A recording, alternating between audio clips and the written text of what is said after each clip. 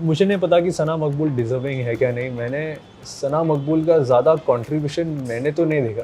ठीक है। I mean the positive contribution मैंने तो नहीं देखा। उस ट्रॉफी को कोई और भी उठा सकता था, जैसे कि नेजी है या रणवीर है, मैं भी हूँ। पर सवाल का जवाब नहीं मिला, मेहंदी कब रचने वाली है? मेहंदी कब रचने वाली है मतलब थिंग एक्चुअली ये शिवांगी का ही आइडिया था कि शिवांगी मतलब मेरे लाइफ में कुछ भी होता है, अच्छा बुरा जो भी होता है, मेरा सबसे पहला कॉल जाता है शिवांगी को। क्योंकि एल्विश ने घर के बाहर से धमकी भी दी। मुझे ऐसे वीडियो से ऐसे धमकियों से मुझे ना कोई फ़र्क नहीं पड़ता। My mom was really disturbed and she मतलब थोड़ा वो स्ट्रेस हो गया था। लेकिन अगर इस प्लेटफॉर्म पे अगर किसी फीमेल कंटेस्टेंट के लिए मैं अपने आंसू बहाऊंगा तो शायद लोगों को कुछ अलग पर्सीव होगा। Hello and welcome to Filmi ज्ञान। मैं हूँ पूजा नवाथे और इस वक्त मेरे साथ है साई केतुल राव।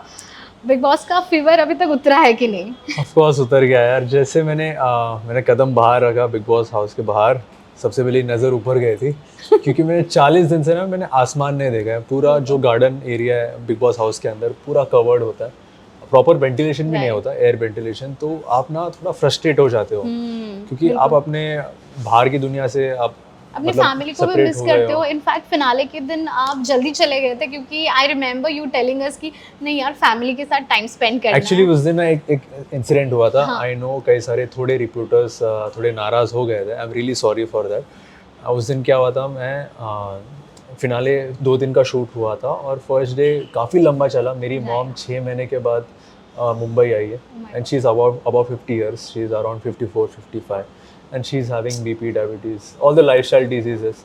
तो खाने की थोड़ी दिक्कत हो गई थी, टाइम पर फूड नहीं मिला था, तो उनका शुगर डाउन हो गया, बीपी डाउन हो गया।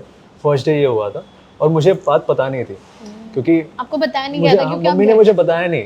घर के और सारे पेरेंट्स ना ऐसे ही होते हैं, वो लोग उनको कुछ भी दिक्कत हो जाए ना वो अपने बच्चों को बताएंगे नहीं। बिल्कुल। आप बहुत क्लोज हो। I am very close to my mom and second day भी ऐसा ही कुछ हुआ था। और सेकेंड डे फिर मुझे पता चला कि ये सब like mom is not feeling good and all.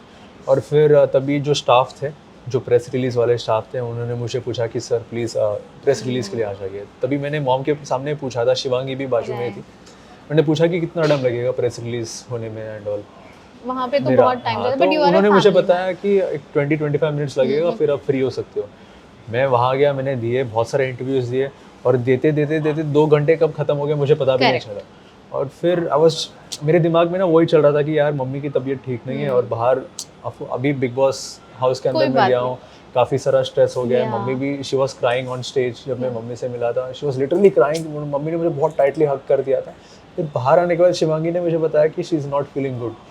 तो मैं चाहता था कि मैं अपनी मॉम के साथ रहूँ, लेकिन मैं वहाँ गया। फिर मैंने जो वहाँ के जो PR मैनेजर थे, जो सारे मीडिया वालों को हैंडल करते हैं, मैंने उनको कहा, लेडी है, मैंने उनको रिक्वेस्ट किया कि प्लीज़ नाउ लेट मी गो। एक तो मेरी मम्मी की तबीयत ठीक नहीं है, मैं सबसे पहले उनको जाके अटेंड करना चाहता हूँ। मेरे पास फ़ोन नहीं है, मैं बस 40 दिन के बाद बाहर आया। मतलब ऐसा हो गया कि मतलब सब कुछ एक साथ मेरे सर पे पड़ गया। But I hope your mom is doing well now. Yeah, she is absolutely good, but we appreciate that you are a family man. मैं घर पहुंचा ऑलमोस्ट एट अराउंड 3:30 AM के आसपास। सबसे पहले घर गया, भागते भागते गया, मैंने पूछा मम्मी आर यू फाइन और नॉट। पूरा छोड़ छाड़ के आ गया। Obviously मम्मा के लिए प्यार अलग ही होता है, वो एक अलग इमोशन है। हर किसी के साथ होता है, हर किसी के फैमिली में होता है। बट गाइस सॉरी, आप लोग प्लीज गलत मत समझिए। I'm really sorry for that. I love you all. I think मम्मा की जब बात आती है, सब समझदार है, सब समझते हैं। आपको जब ट्रॉफी नहीं मिली, आई एम श्योर बहुत दुख हुआ। बट नहीं हुआ यार, आप लोग ऐसा क्यों सोचते हो कि मुझे दुख हुआ? क्योंकि आप हर कोई जीतने जाता है, आपका नहीं, मतलब आपका मन नहीं था ट्रॉफी जीतनी थी। अरे मैं भी जीतना चाहता हूँ। अब जब आप एग्जाम देते हो, फॉर एग्जाम्पल अगर आप एग्जाम देते हो, आप तो यही चाहते हो कि मुझे 100% मिले।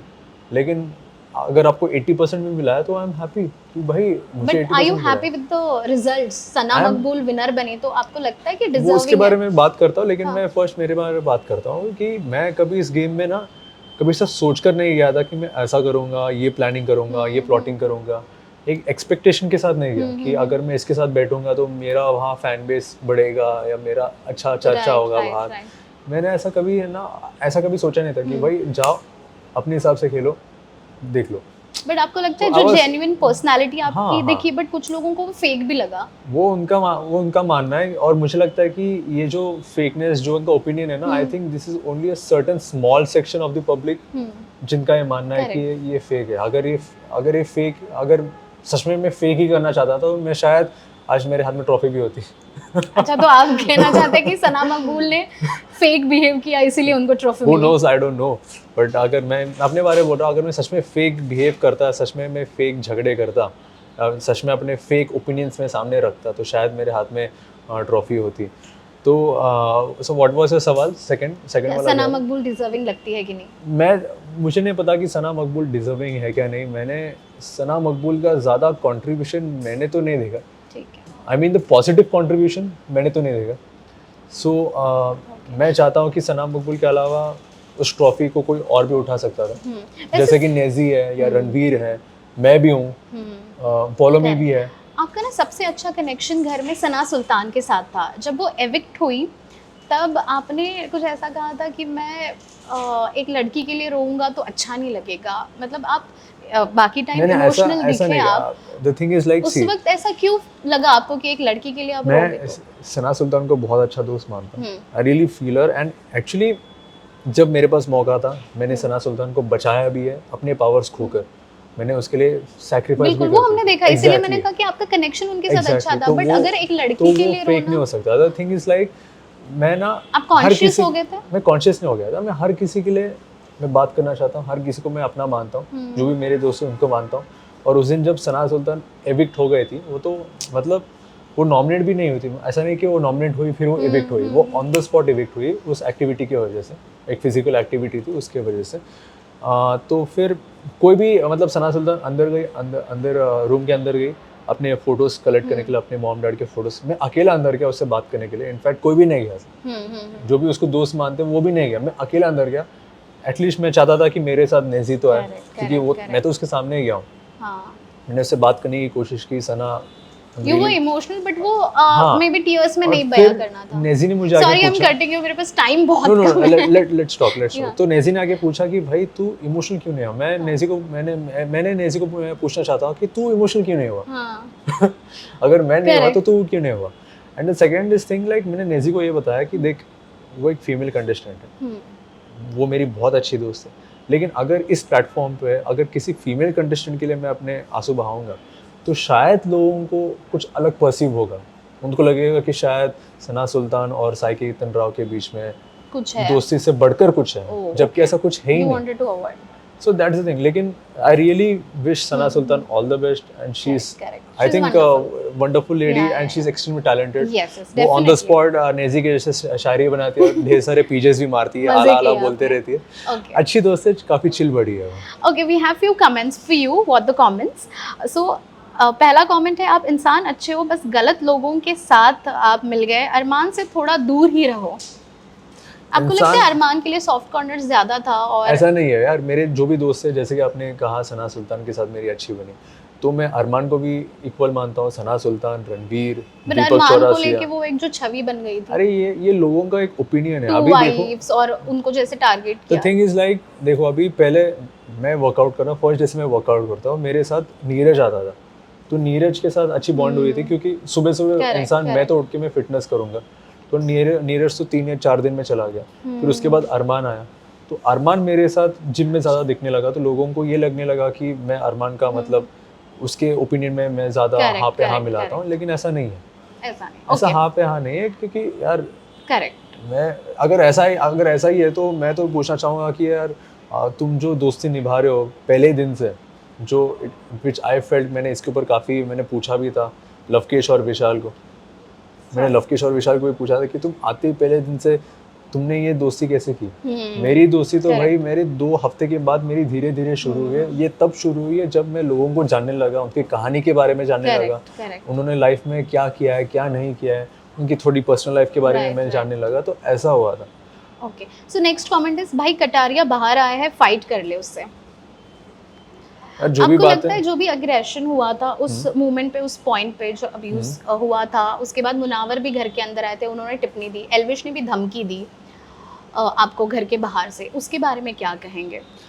तो फर्स्ट अभी जो आपने कमेंट किया है कटार या बाहर आया फाइट कर लिया उसे, यार हम कोई बच्चे नहीं हैं और मैं तो बच्चा नहीं हूँ, मुझे नहीं पता अबाउट लवकेश, लेकिन जो भी बात है ना अंदर की बात है उसको ना भूल जाओ, आगे बढ़ो लाइफ में। आगे सबके पास ढेर सारा काम है, आई थिंक लवकेश के पास भी ढेर सारा काम है। मैं चाहता हूँ कि सब लोग घर के बाहर आने के बाद तरक्की करें, ढेर सारा पैसा कमाएं, अच्छे से पैसा कमाएं, इज्जत से।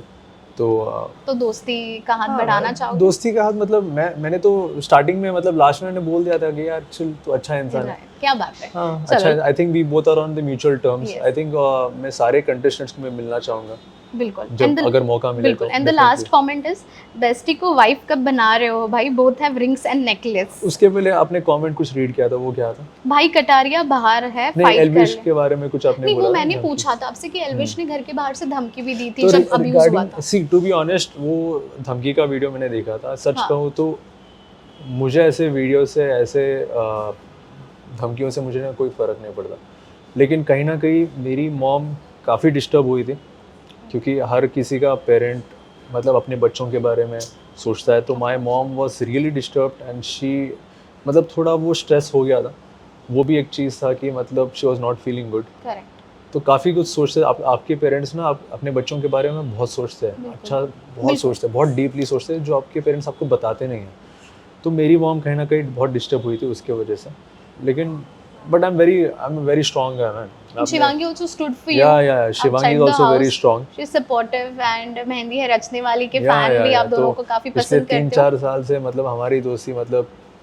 और ये भी कमेंट आपको लेकर ही है, बेस्टी को वाइफ कब बना रहे हो? बेस्टी क्योंकि रिंग जो है वो भी नोटिस किया है सबने, नेकलेस आप दोनों पहनते हो रिंग वाली, तो ये रिंग एक्सचेंज कब हो रहा है? ये रिंग एक्चुअली ये शिवांगी का ही आइडिया था कि शिवांगी मतलब मेरे लाइफ में कुछ भी होता है, अच्छा बुरा जो भी होता है, मेरा सबसे पहला कॉल जाता है शिवांगी को। तो उसने मुझे पूछा था कि अभी बाहर आने के मतलब जब तुम अंदर रहोगे तो तुम मुझे कॉल नहीं कर पाओगे, तो कैसे है? तो उसने बताया था कि काम करो, wear this ring and I will wear the ring. अगर कभी भी तुम्हें याद आई तो तुम इस रिंग को मतलब देखो, just cherish the ring. But सवाल का जवाब नहीं मिला, मेहंदी कब रचने वाली है? मेहंदी कब रचने वाली मतलब यार look at you blushing and how. So the thing is like that day ना अनिल कपूर सर ने 2 चीज़ों के बारे में बात उठाई थी, लेकिन लोगों को लगा कि वो दोनों एक ही चीज़ है।